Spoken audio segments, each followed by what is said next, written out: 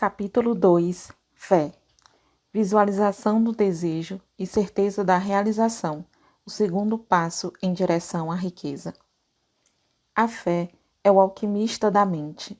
Quando a fé se junta à vibração do pensamento, o subconsciente logo se apossa da combinação, transformando-a em seu equivalente espiritual, que é então transmitido para a inteligência infinita, como no caso da prece. Entre as emoções positivas, as mais poderosas são a fé, o amor e o sexo. Quando as três se combinam, produzem o efeito de colorir a vibração do pensamento, de maneira que chegue de imediato ao subconsciente, onde é transformada em seu equivalente espiritual, sendo essa a única forma de se obter uma resposta da inteligência infinita. O amor e a fé são psíquicos, relacionados ao lado espiritual do homem. O sexo é puramente biológico e relacionado somente ao físico. A mistura ou combinação dessas três emoções abre uma linha direta de comunicação entre a mente finita e pensante do homem e a inteligência infinita. Como desenvolver a fé? A fé é um estado de espírito que pode ser induzido ou criado pela afirmação ou repetição de instruções ao subconsciente, empregando-se o princípio da autossugestão. Essa frase oferece uma boa explicação para a importância do princípio da autossugestão na transmutação do desejo em seu equivalente material ou monetário. À guisa de ilustração, considere o propósito para o qual supostamente você está lendo este livro. O objetivo imediato é, de certo, adquirir a habilidade de transformar o intangível impulso mental do desejo em sua contrapartida material, ou seja, dinheiro. Seguindo as instruções apresentadas nos capítulos sobre autossugestão e subconsciente, você pode convencer o seu subconsciente da sua certeza de que receberá aquilo que está pedindo. O subconsciente, então, agirá com base nessa crença, devolvendo-a em forma de fé, seguida de planos definidos para a realização do seu objetivo. É extremamente difícil descrever o método para desenvolver a fé, quando ela ainda não existe. É quase tão difícil quanto descrever a cor vermelha para um cego que nunca viu cores e não dispõe de qualquer elemento para estabelecer a comparação.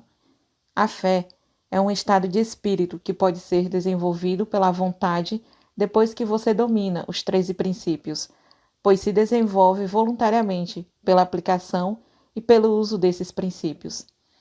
O único método conhecido de desenvolvimento voluntário da fé é a repetição afirmativa de ordens ao subconsciente.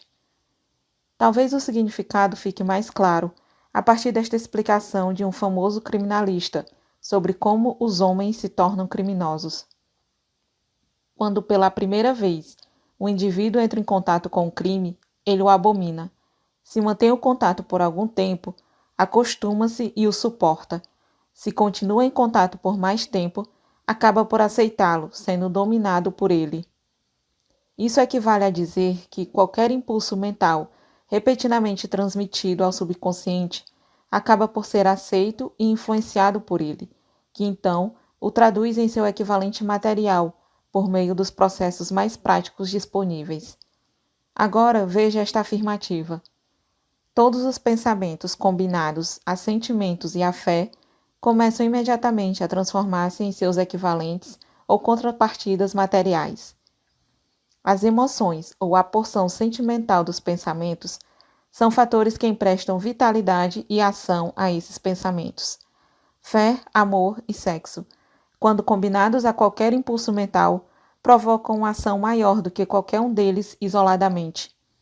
Não somente os impulsos mentais, misturados à fé, que podem atingir e influenciar o subconsciente, mas também os que foram mesclados a qualquer emoção, seja ela positiva ou negativa.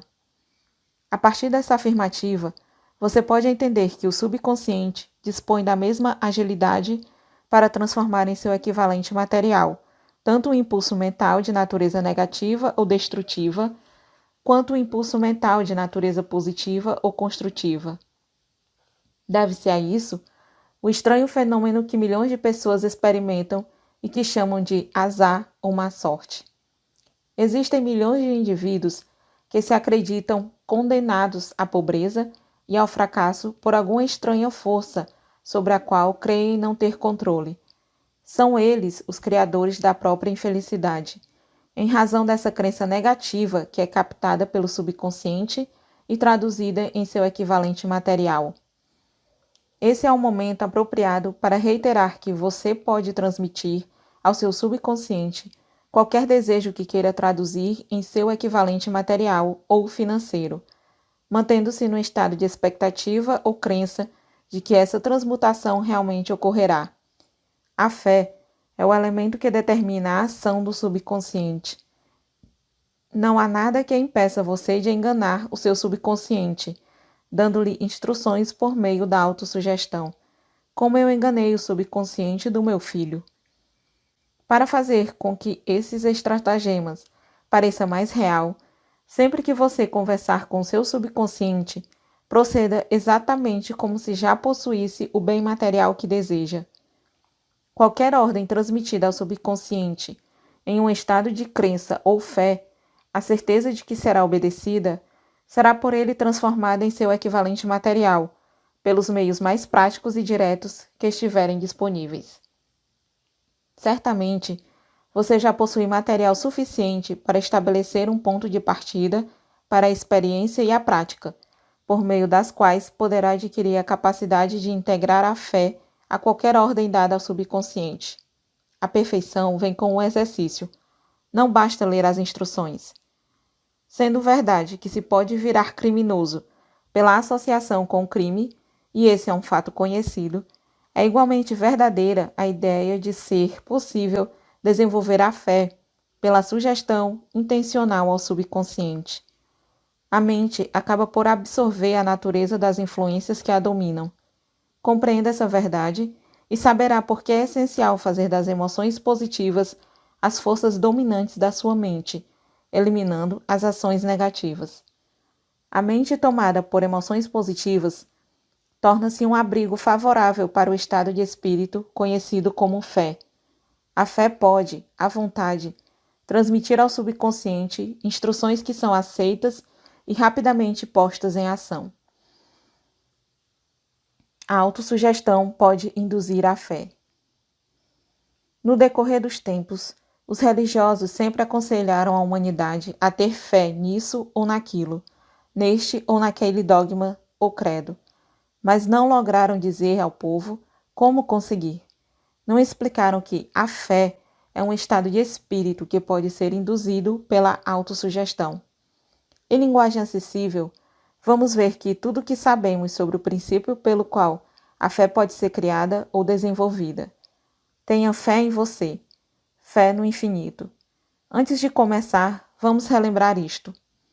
Fé é o eterno elixir que dá vida, poder e ação a um impulso mental. A frase anterior merece ser lida 2, 3, 4 vezes e em voz alta. Fé é o ponto de partida para toda acumulação de riqueza. Fé é a base de todos os milagres e de todos os mistérios que não podem ser analisados pelas leis da ciência. Fé é o único antídoto conhecido para o fracasso. Fé é o elemento que, combinado à prece, abre um canal direto de comunicação com a inteligência infinita. Fé é o elemento que transforma a vibração comum do pensamento, criada pela mente finita do homem, em seu equivalente espiritual. Fé é o único instrumento por meio do qual as forças cósmicas da inteligência infinita podem ser atraídas e aproveitadas pelo homem. Todas essas afirmativas podem ser provadas. A prova simples e facilmente demonstrável está ligada ao princípio da autossugestão. Vamos, pois, concentrar nossa atenção na autossugestão, em que consiste e o que é capaz de realizar. Sabe-se que todo indivíduo acaba acreditando no que repete para si mesmo, seja verdade ou mentira. Uma mentira repetida continuamente passa a ser aceita como verdade. Cada um é o que é por causa de seus pensamentos dominantes, aqueles que recebem permissão de ocupar a mente. Os pensamentos que alguém deliberadamente coloca na própria mente, alimenta e combina a uma ou mais emoções continuamente as forças motivadoras que dirigem e controlam cada movimento, ato ou feito seu. Preste atenção à importância desta verdade. Pensamentos combinados a quaisquer sentimentos ou emoções constituem uma força magnética, que atrai pelas vibrações do éter outros pensamentos similares ou relacionados. Portanto, um pensamento magnetizado com emoção pode ser comparado à semente que, quando plantada em solo fértil, germina, cresce e se multiplica muitas e muitas vezes, até transformar-se em milhões de incontáveis sementes da mesma espécie. O éter é uma imensa massa cósmica de eternas forças de vibração. Constitui-se tanto de vibrações destrutivas quanto de vibrações construtivas. Carrega sempre vibrações de medo, pobreza, doença, fracasso, miséria, bem como vibrações de prosperidade, saúde, sucesso e felicidade. Tão certo como carrega, por meio do rádio, o som de centenas de orquestrações musicais e centenas de vozes humanas, todas mantendo sua individualidade e suas formas de identificação.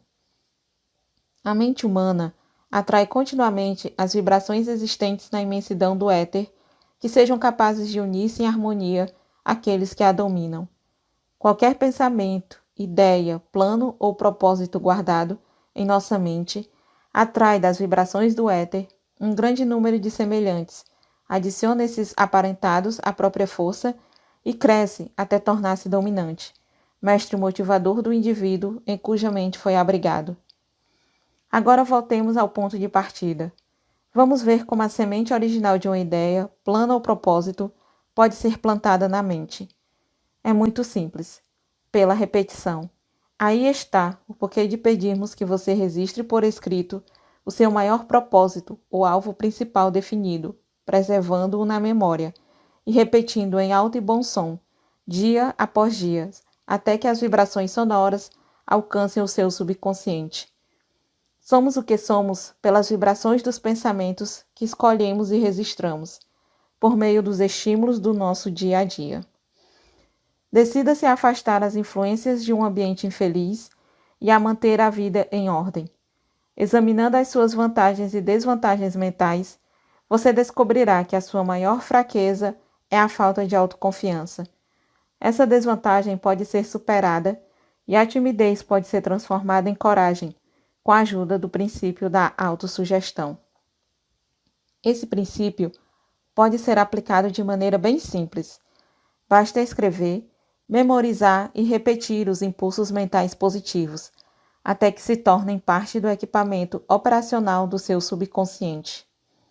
A fórmula da autoconfiança. Primeiro, sei que possuo a capacidade para alcançar meu propósito definido na vida.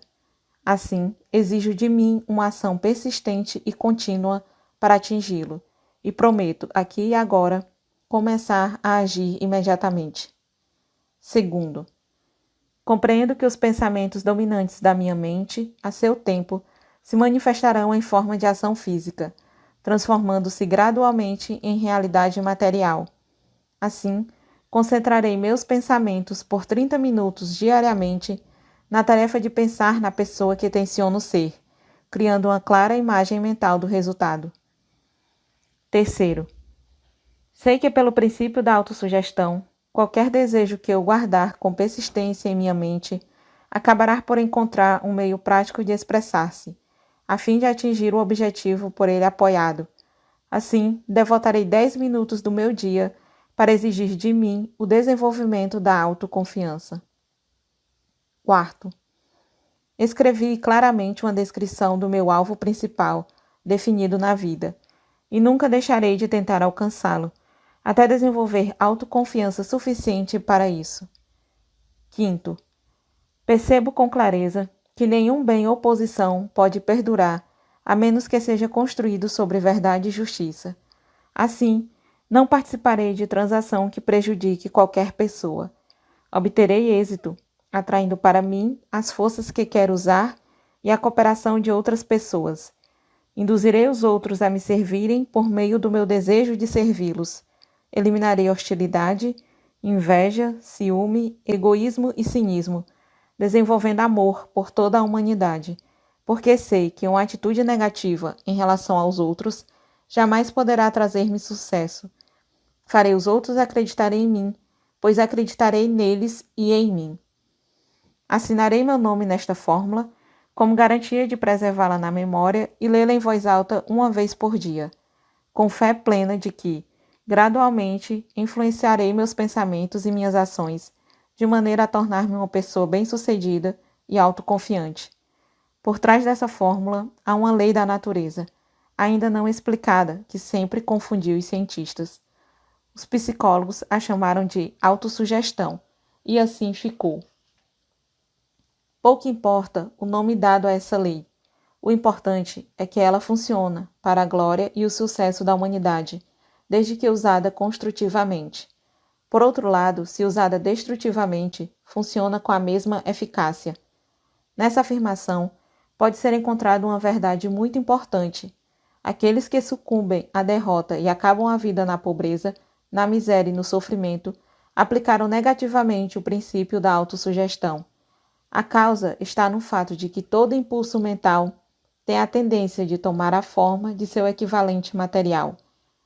O subconsciente, laboratório químico no qual todo impulso mental é combinado e preparado para transformar-se em realidade física, não faz distinção entre impulsos mentais construtivos e destrutivos.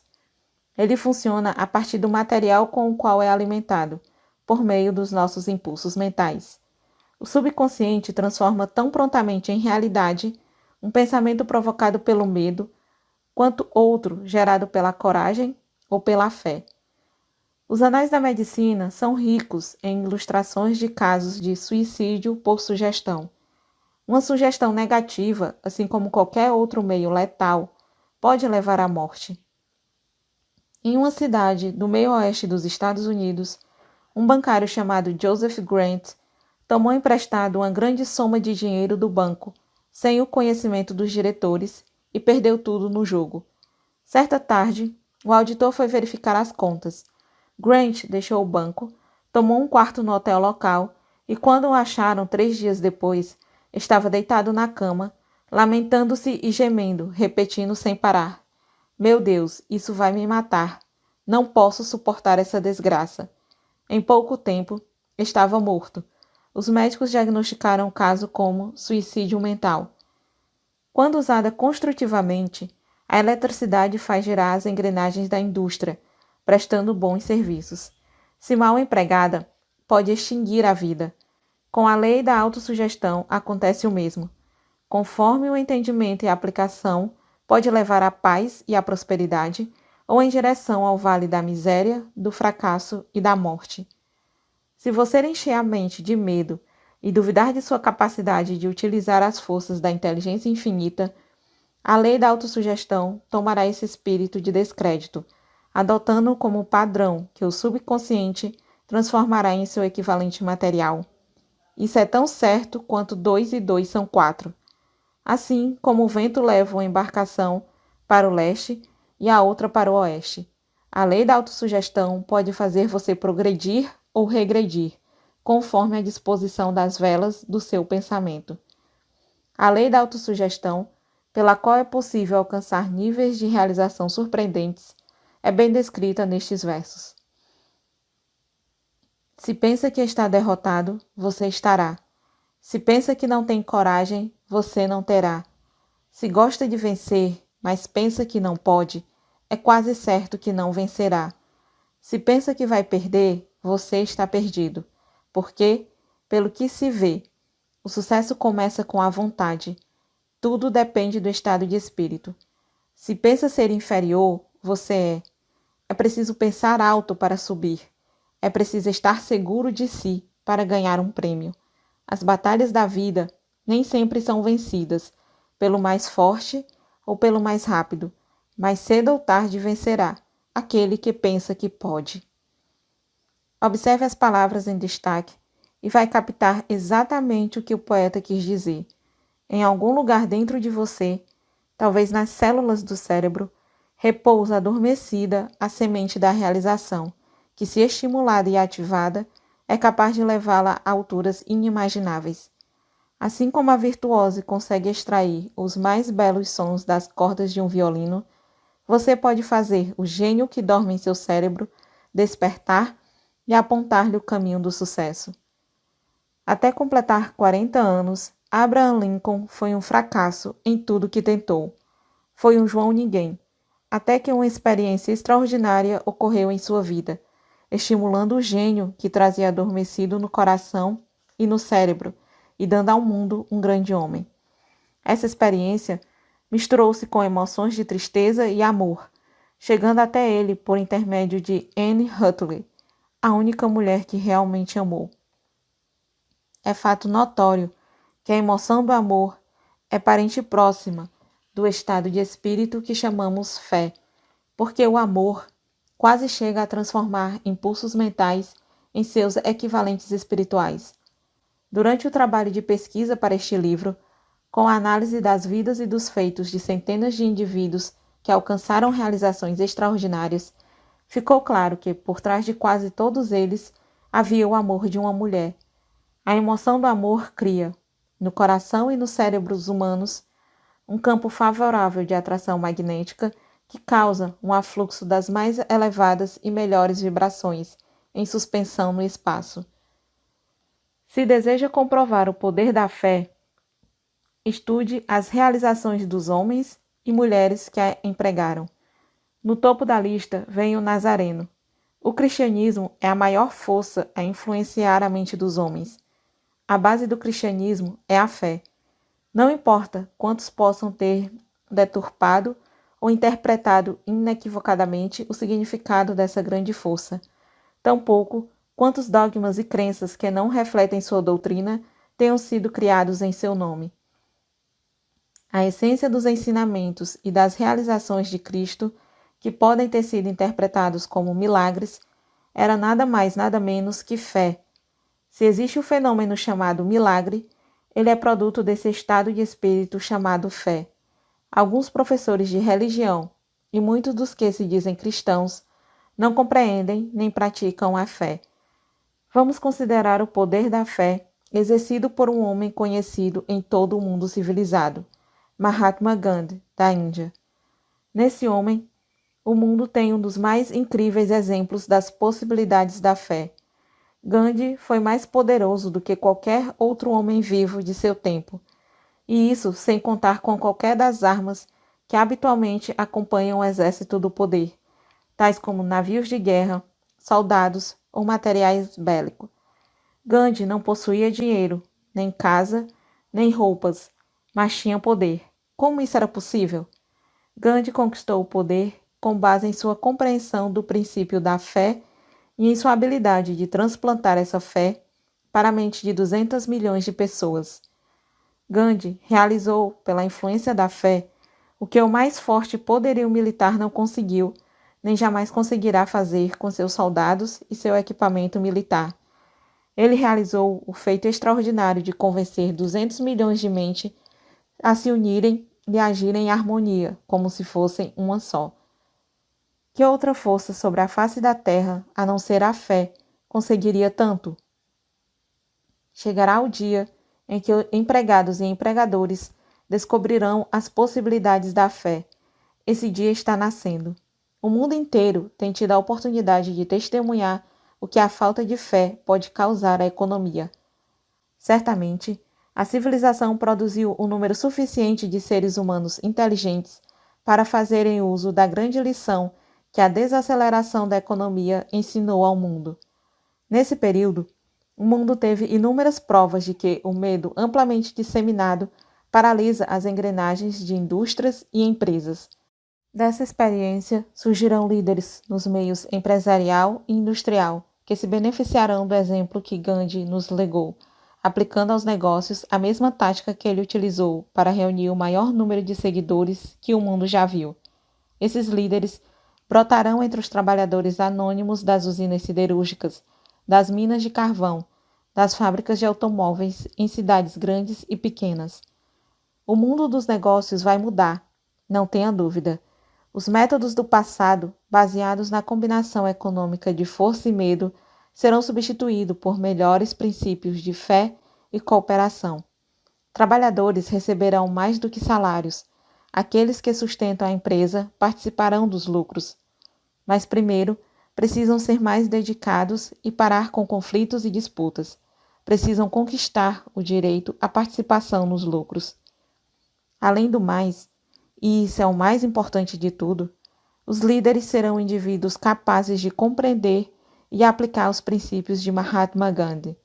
Somente assim conseguirão despertar em seus seguidores o espírito de completa cooperação, que constitui o poder em sua forma mais elevada e duradoura. Esta estupenda era tecnológica em que vivemos, e da qual estamos apenas emergindo, tomou a alma dos homens. Os líderes tratam os funcionários como peças de engrenagem. Foram forçados a isso como resultado de negociações, segundo as quais os empregados recebem sem dar, o que prejudica todos os envolvidos. A palavra de ordem no futuro será alegria e felicidade para o ser humano.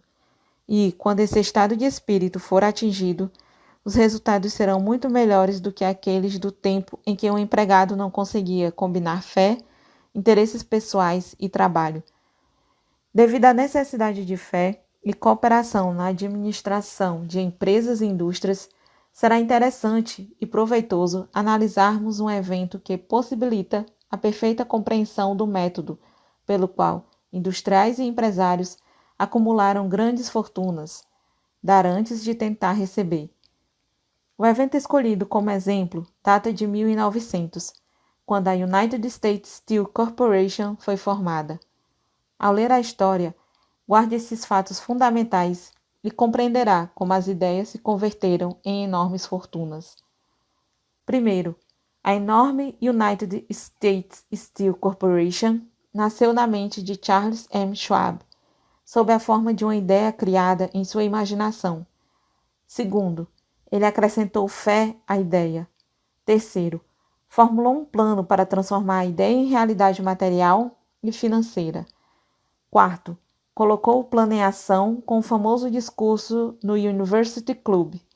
Quinto, aplicou o plano com persistência, levando-o adiante com base em uma decisão firme, até concretizá-lo. Sexto, seu desejo ardente preparou o caminho para o sucesso. Se você faz parte daqueles que se perguntam como as grandes fortunas foram acumuladas, a história da criação da United States Steel Corporation tem muito a contar. Se ainda duvida de que as pessoas possam pensar e enriquecer, poderá ver claramente nesta história a aplicação de grande parte dos 13 princípios descritos neste livro. Essa surpreendente descrição do poder de uma ideia foi relatada em cores vivas por John Lowell, no New York World Telegram, que gentilmente permitiu a reprodução da matéria. Um belo discurso de $1 bilhão após o jantar. Na noite de 12 de dezembro de 1900, quando cerca de 80 pessoas da elite financeira mundial encontraram-se no salão de banquete do University Club, na Quinta Avenida, para homenagear um jovem vindo do Oeste, poucos convidados perceberam estar diante do mais importante episódio da história da indústria dos Estados Unidos. J. Edward Simmons e Charles Stuart Smith, muito agradecidos pela hospitalidade com que foram recebidos por Charles M. Schwab na visita que haviam feito pouco tempo antes a Pittsburgh, organizaram um jantar para apresentar o Homem do Aço, de 38 anos, a nata da sociedade financeira do leste. Não esperavam, porém, o impacto que ele causaria na reunião. Na verdade, Schwab havia sido prevenido pelos amigos de que o grupo de abastados de Nova York não se deixaria impressionar pela oratória e que, caso não quisesse entediar os Stillmans, Harrimans e Vanderbilts, seria melhor limitar-se a uns 15 ou 20 minutos de superficialidade e só. Inclusive, John Pierpont Morgan, sentado à direita de Schwab, como pedia sua alta posição, pretendia honrar a mesa do banquete com sua presença apenas por um breve tempo. E no que se refere à imprensa e público, o evento era tão pouco importante que não lhe foi feita qualquer referência nos meios de comunicação. Assim, os dois anfitriões e seus distintos convidados saborearam os habituais 7 ou 8 pratos. Houve pouca conversa sobre assuntos cuidadosamente escolhidos. Entre os banqueiros e corretores presentes, poucos conheciam Schwab, cuja carreira florescera nos arredores do rio Monongahela.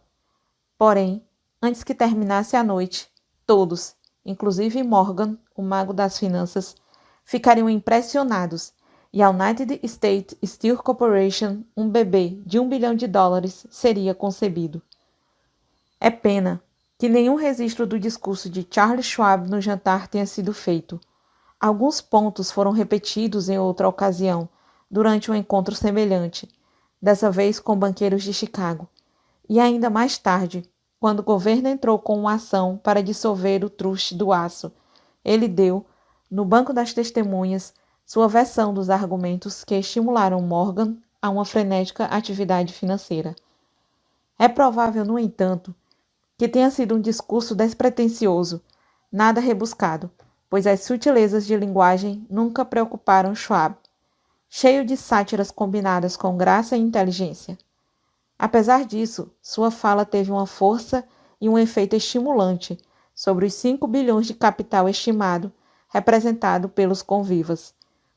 Depois de Schwab falar durante 90 minutos, enquanto os participantes da reunião se encontravam ainda sob o encanto de suas ideias, Morgan o levou para um canto discreto, onde se sentaram e, balançando as pernas do alto do assento desconfortável, conversaram por mais 1 hora.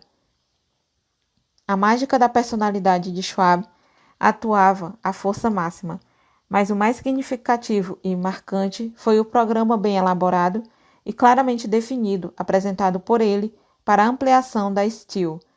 Muitos tentaram fazer Morgan se interessar pela formação de um truste de odds. A maneira das associações de biscoitos, arames, açúcar, borracha, uísque, óleo ou goma de mascar. John W. Gates, sempre ousado, pressionou, mas Morgan não confiou nele. Os jovens Moore, Bill e Jim, corretores de ações de Chicago, responsáveis pela união de um truste de fósforos com uma empresa de biscoitos, também insistiram e falharam. Albert H. Gary, o sisudo advogado, desejou promover o assunto, mas não era suficientemente bom para impressionar, até a eloquência de Schwab levar Morgan às alturas, de onde pôde visualizar os bons resultados do mais arrojado empreendimento financeiro já concebido. O projeto tinha sido considerado o sonho delirante de alguém em busca de dinheiro fácil. O magnetismo financeiro que começou, na geração anterior, a atrair milhares de companhias pequenas e, às vezes, mal administradas, para grandes e competitivas associações, tornou-se atuante no mundo do aço, pelos meios técnicos desse jovial pirata dos negócios, John W. Gates. Ele já havia formado a American Steel and Wire Company, resultado da fusão de uma cadeia de pequenas empresas, e criara junto com Morgan a Federal Steel Company. A National Tube e a American Bridge eram duas outras firmas de Morgan, e a Moore Brothers havia abandonado o negócio dos fósforos e dos biscoitos para formar o grupo americano, setores de folhas de lambres, de aros de aço, de chapas de aço e a National Steel Company. No entanto, essas associações eram insignificantes se comparadas ao gigantesco truste vertical de Andrew Carnegie, com 53 sócios e proprietários. As empresas podiam associar-se à vontade, mas ainda que operassem em bloco, não representariam qualquer ameaça à organização de Carnegie, e Morgan sabia disso. O excêntrico velho escocês Carnegie também o sabia. Das magníficas alturas do castelo Skibball, ele havia percebido, primeiro com deleite e depois com ressentimento, as tentativas de inclusão das pequenas empresas de Morgan em seu negócio. Quando as tentativas começaram a tornar-se ousadas demais, a disposição de Carnegie traduziu-se em raiva e retaliação, e ele decidiu copiar cada uma das fábricas rivais. Até aí, não havia demonstrado interesse em arames, aros ou lâminas. Ao contrário, ficava satisfeito em vender para essas companhias o aço bruto e deixar que trabalhassem o material da forma que desejassem. Então, Com Schwab a seu hábil tenente, planejou encostar os inimigos na parede. Assim, no discurso de Charles M. Schwab, Morgan viu a resposta para seu problema de associação. Um truste sem Carnegie, o maior deles todos. Não seria um truste de forma alguma. Seria, como disse um escritor, um pudim de ameixas sem as ameixas. O discurso de Schwab na noite de 12 de dezembro de 1900, embora não fosse uma clara afirmativa, sugeria, sem dúvida, que a enorme empresa de Carnegie poderia unir-se às de Morgan. Ele falou sobre o futuro do aço no mundo, a reorganização para a eficiência, a especialização, a dissolução das fábricas mal-sucedidas, com a concentração de esforços naquelas em crescimento, o comércio de minério, a economia nos departamentos administrativo e operacional e a conquista de mercados estrangeiros. Mais do que isso, disse aos especuladores presentes onde estavam os erros de sua habitual roubalheira. Seu propósito, ele concluiu, era criar monopólios, aumentar preços e obter gordos dividendos como prêmio. À sua maneira entusiástica, Schwab condenou o sistema.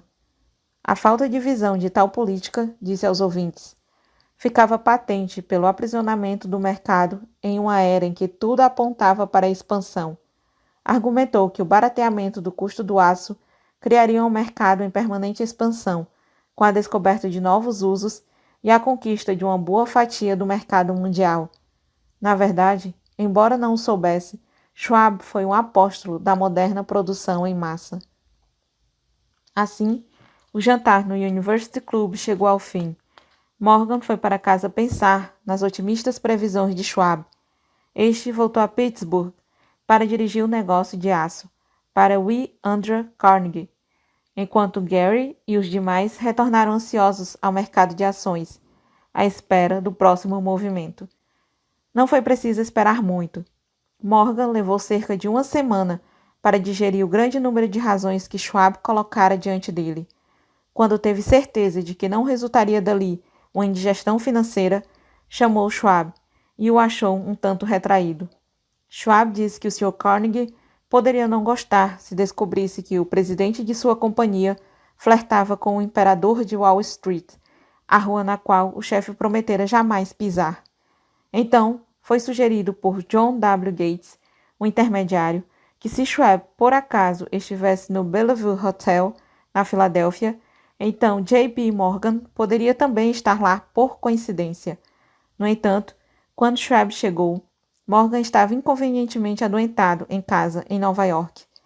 Assim, pressionado pelo convite do superior, Schwab foi a Nova York e apresentou-se ao financista. Alguns historiadores econômicos acreditam que, do início ao fim da história, a cena foi dirigida por Andrew Carnegie. O jantar para Schwab, o famoso discurso, o encontro noturno no domingo entre Schwab e o rei do dinheiro seriam eventos arranjados pelo astucioso escocês. A verdade é exatamente o oposto.